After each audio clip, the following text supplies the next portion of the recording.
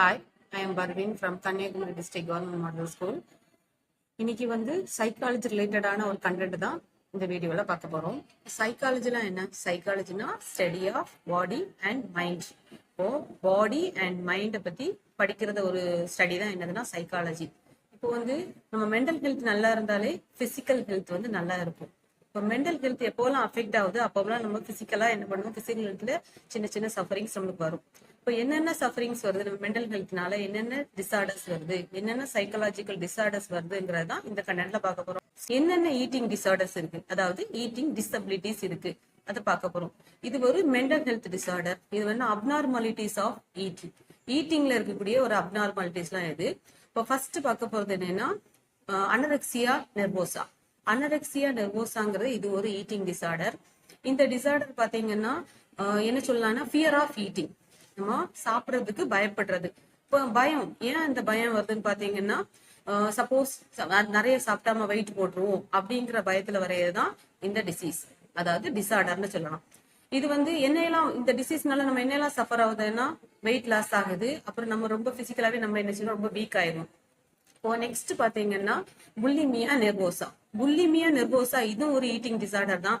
இந்த டிசார்டர் வந்து நம்ம அனரெக்சியா நெர்வோசாக்கு டைரக்ட் ஆப்போசிட்ல வருது. என்னன்னு பாத்தீங்கன்னா ஒரு லிமிட்டட் டைம்குள்ள நிறைய ஃபுட்டை வந்து சாப்பிடுறது.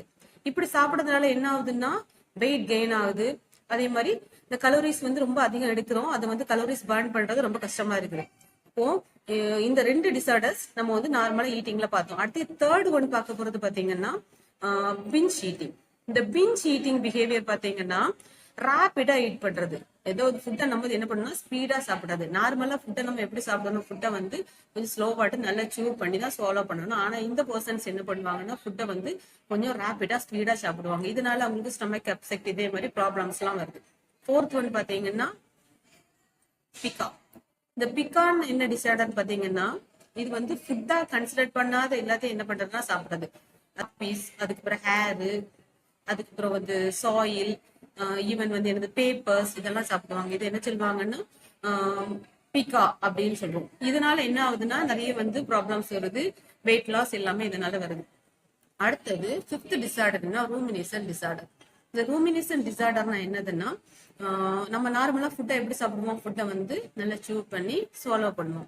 இந்த பர்சன்ஸ் என்ன பண்ணுவாங்கன்னா அந்த ஃபுட்டை வந்து திருப்பி ரீஸ்வாலோ பண்ணி சாப்பிடுவாங்க. ஒரு ஆஃப்டர் 30 மினிட்ஸோ அல்லது 1 hour கழிச்சு இந்த ஃபுட்டை என்ன பண்ணுவாங்கன்னா திருப்பி அந்த ஏப்பத்துல எடுத்து ரீஸ்வாலோ பண்ணி சாப்பிடுவாங்க. ஸோ இப்படி சாப்பிடுறதுனால என்ன வருதுன்னா மால் நியூட்ரிஷன் இதே மாதிரி கொஞ்சம் ப்ராப்ளம்ஸ் வருது. இது கொஞ்சம் கொஞ்சம் டிஸ்கஸ்டிங்கான ஒரு பிஹேவியர். இது வந்து ஒரு அப்நார்மாலிட்டிஸ்ல வருது. அடுத்தது லாஸ்ட் என்னன்னு பாத்தீங்கன்னா restricted or avoided food intake disorder. இந்த டிசார்டர்ல என்ன இருக்குன்னா அந்த நேம்லயே இருக்கு அவாய்ட்.